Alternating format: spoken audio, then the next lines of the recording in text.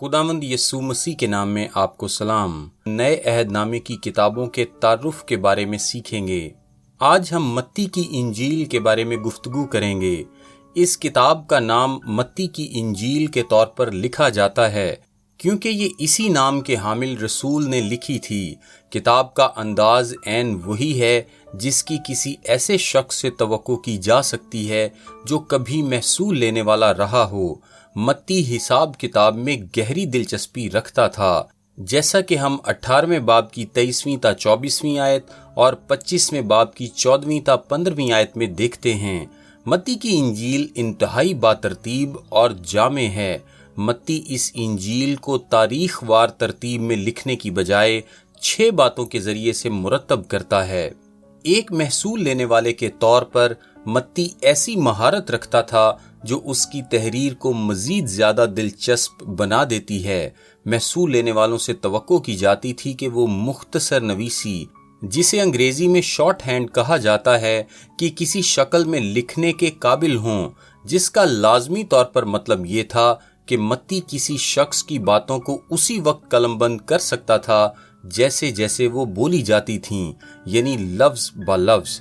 اس اہلیت کا مطلب ہے کہ متی کی باتیں نہ صرف روح القدس کی تحریک سے ہیں بلکہ وہ مسیح کے بعض پیغامات کے اصل متن کو پیش کرتی ہیں۔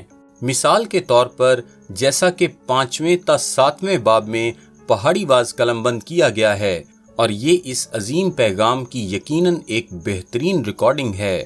متی نے متی کی انجیل رسول ہوتے ہوئے کلیسیا کے ابتدائی دور غالباً 55 تا 65 عیسوی میں لکھی تھی۔ یہ وہ وقت تھا جب بیشتر مسیحی یہودی مذہب سے تبدیل شدہ مسیحی تھے، لہٰذا اس انجیل میں متی کی یہودی نقطۂ نظر پر توجہ ایک قابل فہم بات ہے۔ متی کے سامعین اس کے ساتھی یہودی لوگ تھے، جن میں سے بہت سے لوگوں، خاص طور پر فریسیوں اور صدوقیوں نے ڈھٹائی کے ساتھ یسوع کو اپنا مسیح ماننے سے انکار کر دیا تھا۔ متی یہودیوں کو یہ ثابت کرنے کا قصد رکھتا ہے کہ یسوع ہی موعودہ مسیح ہے۔ متی کی انجیل کسی بھی دوسری انجیل سے کہیں زیادہ پرانے عہد نامے کا حوالہ دیتی ہے تاکہ یہ ثابت کر سکے کہ یسوع نے کس طرح یہودی نبیوں کی باتیں پوری کیں۔ متی یسوع کے نسب نامے کو تفصیل کے ساتھ داؤد کی طرف سے بیان کرتا ہے اور گفتگو کی بہت سی ایسی صورتوں کو استعمال میں لاتا ہے جن کے ساتھ یہودی لوگ مطمئن ہو سکتے تھے۔ متی کی اپنے لوگوں کے لیے محبت اور فکر مندی خوشخبری کی کہانی سنانے کے اس کے بہترین طریقہ کار کے ذریعے سے عیاں ہو جاتی ہے۔ پہلی بات جو آپ متی کی انجیل میں دیکھتے ہیں یہ ہے کہ مسیح ایک بادشاہ کے طور پر پیش کیا گیا ہے۔ یسوع کی شخصیت کی تصویر کشی شاہانہ رنگوں میں کی گئی ہے۔ اس کے نسلی سلسلے کو شاہی نسل سے تلاش کیا گیا ہے۔ ایک حاسد بادشاہ اس کی پیدائش سے دہشت زدہ ہوتا ہے۔ مجوسی اسے اپنے شاہانہ تحائف پیش کرتے ہیں۔ اس کا پیشرو یوحنا بپتسمہ دینے والا اعلان کرتا ہے کہ اس کی بادشاہی آ گئی ہے۔ اس کی آزمائش میں بھی آپ اس کی شخصیت کا شاہی اختیار دیکھتے ہیں، کیونکہ آزمائش خود اس وقت ایک عروج تک جا پہنچتی ہے جب شیطان اسے دنیا کی سلطنتیں پیش کرتا ہے، جو کہ ایک اقرار ہے کہ اس کے پاس حکومت کرنے کا حق موجود ہے۔ پہاڑ پر اس کا عظیم پیغام یعنی پہاڑی واز ایک ایسے بادشاہ کا منشور تھا جو کہ بادشاہی کے قوانین طے کر رہا تھا۔ اس کے معجزات اس کی شاہی اسناد تھے۔ اس کی تمثیلیں بادشاہی کے بھید کہلائے۔ وہ ابن داؤد کے طور پر تسلیم کیا گیا۔ وہ یروشلیم میں شاہانہ طور پر داخل ہوتا ہے اور فرمانروائی کا دعویٰ کرتا ہے، اور ایک بادشاہ کے بیٹے کی شادی کی کہانی اپنے تعلق سے بیان کرتا ہے۔ پھر صلیب کا سامنا کرتے ہوئے وہ مستقبل میں اپنی حکمرانی کی پیش گوئی کرتا ہے۔ وہ فرشتوں کے اوپر تسلط رکھنے کا دعویٰ کرتا ہے کہ وہ اپنے دفاع کے لیے ان کے تمن کو بلا سکتا تھا۔ اس کے آخری کلمات ایک شاہانہ دعویٰ اور ایک شاہی حکم ہیں جس میں وہ کہتا ہے، کل اختیار مجھے دیا گیا ہے، سو تم جاؤ۔ سو متی اسے ایک بادشاہ کے طور پر پیش کرتا ہے، ایک بادشاہ جو ظاہر ہو گیا ہے۔ پھر کتاب ایک اور کردار اپناتی ہے، یعنی ایک بادشاہ جسے رد کر دیا گیا۔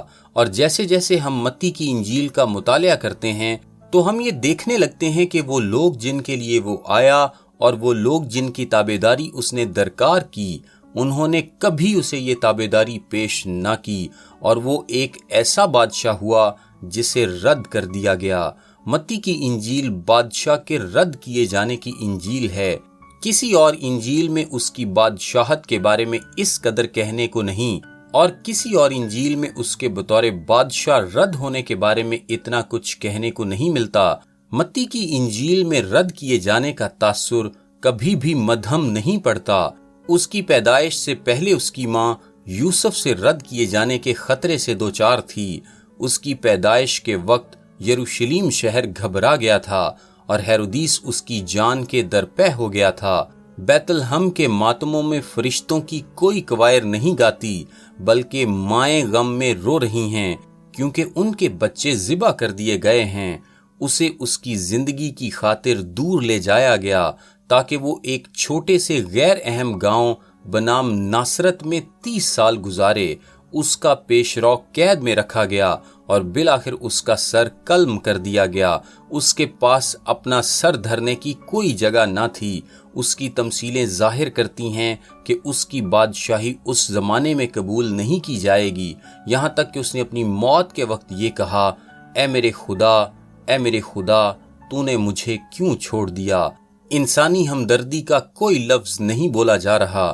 پاس سے گزرنے والے برا بھلا کہہ رہے ہیں اور تمسخر اڑا رہے ہیں، اور لوگ اس کے جی اٹھنے تک کے بارے میں جھوٹ بولنے کو سپاہی کرائے پر لیتے ہیں۔ کسی اور انجیلی بیان میں شروع سے آخر تک مسیح پر کوئی حملہ اتنا تلخ نہیں ہے جتنا کہ یہ متی کی انجیل میں پایا جاتا ہے۔ سو بادشاہ ظاہر ہوا ہے اور بادشاہ رد کیا گیا ہے۔ متی یہ حقیقت بھی پیش کرتا ہے کہ بادشاہ واپس آ رہا ہے، اور کوئی انجیل آمد ثانی پر ایسا زور نہیں ڈالتی جتنا کہ متی کی انجیل۔ لہٰذا ایک روح سے یہ فتح مندی کی ایک انجیل ہے۔ جب آپ 24ویں اور 25ویں باب تک پہنچتے ہیں اور آپ اس حقیقت کے بارے میں سنتے ہیں کہ وہ بڑے جلال کے ساتھ بادلوں میں آئے گا، تو آپ جان جاتے ہیں کہ بالآخر وہ سلطنت کرے گا۔ سو یہ ایک بادشاہ کے ظاہر ہونے، بادشاہ کے رد کیے جانے اور بادشاہ کے واپس آ جانے کی انجیل ہے۔ متی کی انجیل مسیحیت کی بنیادی تعلیمات کے بارے میں ایک بہترین تعارف ہے۔ خاکہ نگاری کا منطقی اسلوب مختلف عنوانات پر باتوں کو تلاش کرنے کے لیے اسے آسان بنا دیتا ہے۔ متی کی انجیل خاص طور پر یہ سمجھنے کے لیے کارآمد ہے کہ مسیح کی زندگی کس طرح سے پرانے عہد نامے کی نبوتوں کو مکمل کرتی ہے۔ میرا نام تابش قاضی ہے اور یہ پیغام آپ کو ڈیلی ورسز کی جانب سے پیش کیا گیا ہے۔